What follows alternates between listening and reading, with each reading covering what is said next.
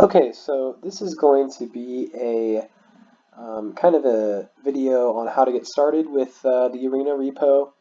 I'm starting from scratch this year, so this will literally cover everything. And you can watch as many videos or as little videos as you want, just so you can get the hang of what's actually going on in the code. So the first thing first is I'm going to do all my programming on a Windows 10 machine, but there's going to be some Linux involved. Um, Basically, I use it for Git. I don't know if I'll use it for anything else, but it's good to have it there just in case.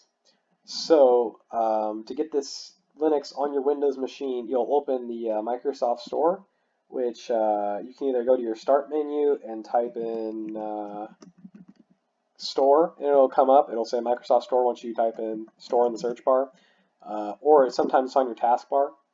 So once you open the store, you come here, you search. You can search for Ubuntu, which is a flavor of Linux. Linux is like normally is like an operating system just like Windows, but just recently you can get this Linux subshell on your Windows, so you don't actually have to install a whole new operating system. It's super nice. Um, so once you're here, you can get the app.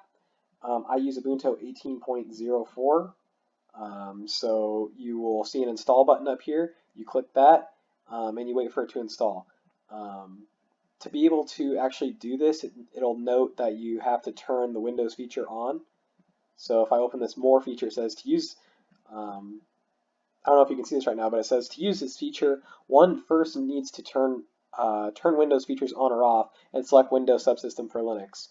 So you'll go to your Start menu, and in your Start menu, you'll type Turn Windows Features on or off. You press Enter, and then it'll bring up the window, and you can scroll down to, scroll down basically to the bottom. It'll be something that says Windows Subsystem for Linux. You check that box, you hit OK. You'll probably have to restart your computer. But then you can follow these instructions, install Linux, and you should be good to go. Now I'm in the Ubuntu shell, and you'll notice right off the bat it's not visual. So Linux is an operating system where it's more concerned about running things than it is to make the user experience nice. So it doesn't let you click on icons or do anything like that. You do everything through a command. So the main commands you'll want to use are ls, which will display what files are in your current directory, and then cd changes the directory. So this is like in Windows, if I open Windows Explorer, which is or your File Explorer, where you can see your documents, you can see your music, you can see your videos, all that kinds of stuff. If you actually go into the toolbar of that Windows Explorer, click on that, it'll have like C:/users slash or I guess your username slash documents slash my folder slash whatever. That path is what you'll be entering in as the directory name for these commands. So, for example, when I hit ls, that says idk. So I have a folder in this directory called I don't know. So if I want to switch into that folder, I can do cd and then idk, and boom, look, it'll show up /idk in my terminal. So that's the directory I'm at. So I can create more directories by doing mkdir, which is make directory, space, whatever I want the directory to be called. So if I want to call it my folder.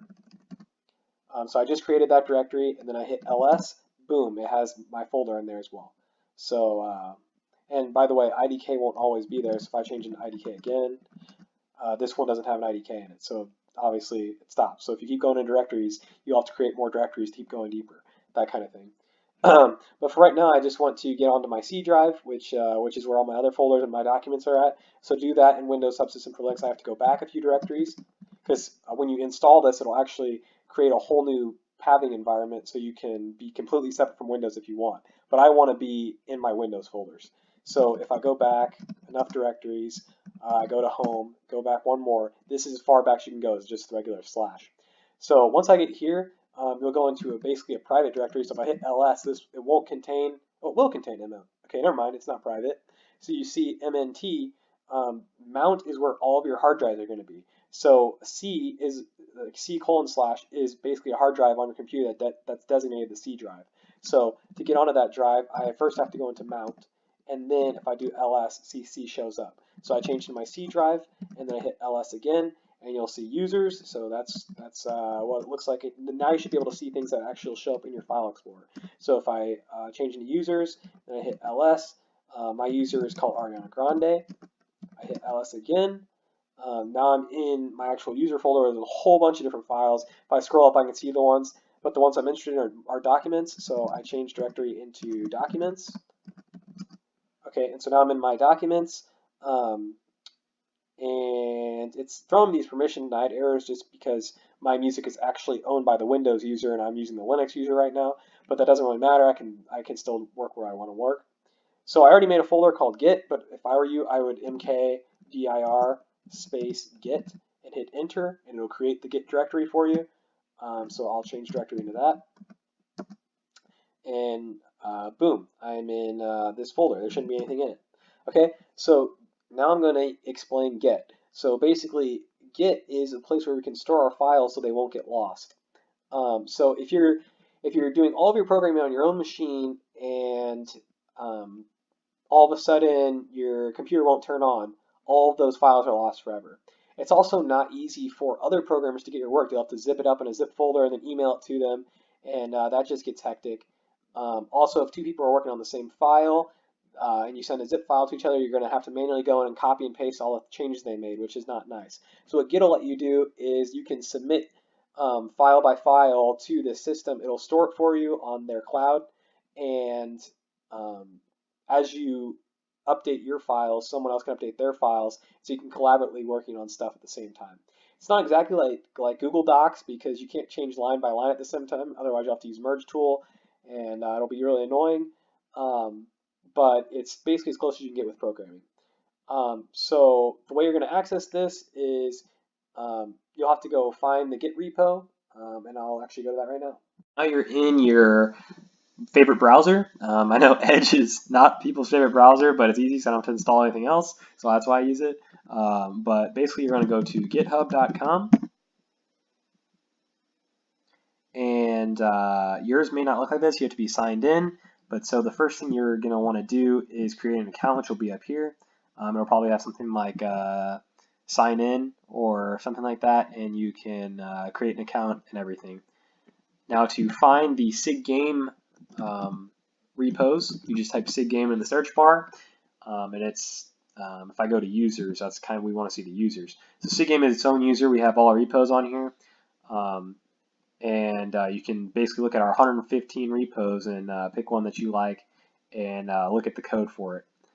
Since I'm starting from scratch, I'm going to be originally making this in my own repo, and I'll probably port it over to ACM SIG-game by the time you guys see this.